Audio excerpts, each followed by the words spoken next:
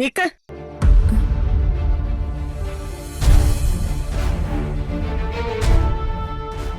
എങ്ങോട്ടാ രണ്ടുപേരും കൂടെ? അമ്മ ഇതുവരെ ഒന്നും കഴിച്ചില്ല. ഇത്രയും പ്രശ്നങ്ങളൊക്കെ നടന്നതുകൊണ്ട് വിശപ്പില്ലാന്ന് പറഞ്ഞ് കിടക്കുമായിരുന്നു. ഭക്ഷണം കഴിക്കാൻ ഞാൻ നിർബന്ധിച്ച് വിളിച്ചോണ്ട് വന്നതാ. കയ്യിലിരിപ്പ് ശരിയല്ലെങ്കില് സമാധാനം നഷ്ടപ്പെടും. വല്ലവരുടെ മുതലെടുക്കുമ്പോ ആലോചിക്കണം ഇങ്ങനെയൊക്കെ ഉണ്ടാവുമെന്ന്.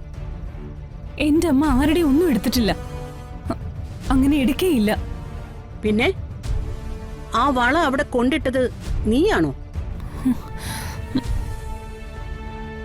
നീയാണോ അത് മോഷ്ടിച്ചത്?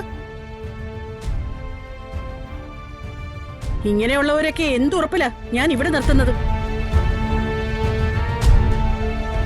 കയ്യിൽ കിട്ടുന്ന എടുത്തോണ്ട് നിങ്ങൾ പോയാ ഞങ്ങള് പിന്നെ എന്തു ചെയ്യും?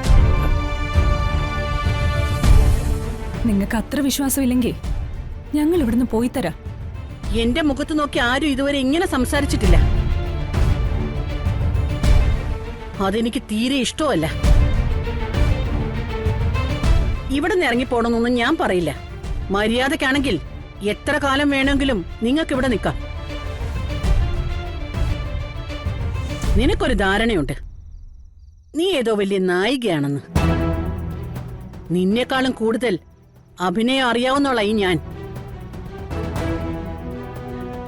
ആ എന്റെ മുന്നില് നീ ഇവിടെ കൂടുതൽ അഭിനയം ഒന്നും കാഴ്ചവെക്കണ്ട. മനസ്സിലായോ? നീ ഇവിടുന്ന് പോവണ്ട. അങ്ങനെ നീ പോവാൻ തീരുമാനിച്ചാലും നിന്നെ ഞാൻ ഇവിടുന്ന് വിടില്ല.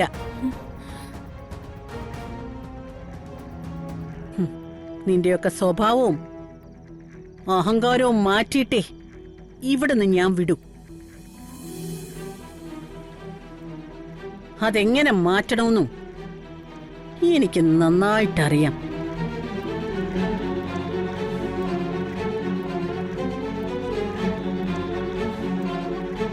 ആ, നിന്റെ മുഖത്ത് ഈ സന്ദർഭത്തിന് ഒട്ടും യോജിക്കാത്ത തരത്തിൽ നിലവാരം കുറഞ്ഞ ഒരു ഭാവം ഞാൻ കാണുന്നുണ്ട്.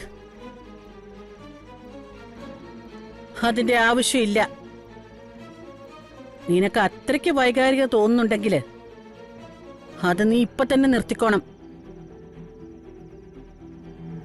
അല്ലെങ്കിൽ ഇവർക്ക് മുന്നേ ഇവിടുന്ന് പോവാൻ പോകുന്നത് നീയായിരിക്കും. എന്താ എന്താ ഇവിടെ ഒരു ബഹളം?